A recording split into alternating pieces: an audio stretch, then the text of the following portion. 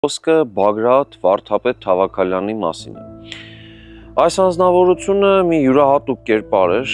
նա ծնունդով Դերբենդից էր եւ Դերբենդի ծնունդ լինելով իր ուսումը ստացել էր Թիֆլիսի սեմինարիայում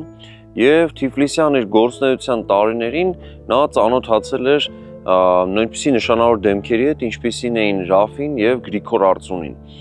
Իհարկե, մենք շատ լավ հասկանում ենք, որ այս երկու անձինք իրենց ժամանակաշրջանի հայ ազգագրական շարժման գլխավոր գաղափարախոսներից էին։ Ունեին որոշակի տարբեր պատկերացումներ, բայց ամենակարևորը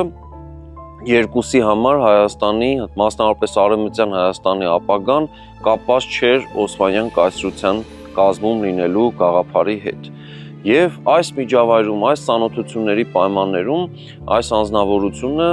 իր գործունեությունն է սկսում եւ հետաքրքիր է, որ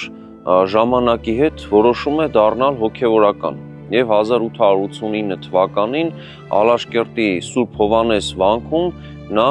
վարդապետական գավազան է ստանում եւ իր գործունեությունը արդեն ծավալում է իբրև հայոց եկեղեցու վարդապետ։ Նախագծի գլխավոր գործընկերն է Կոնվերս բանկը, ֆինանսական աշխարհի ձեր հուսալի գործընկերը։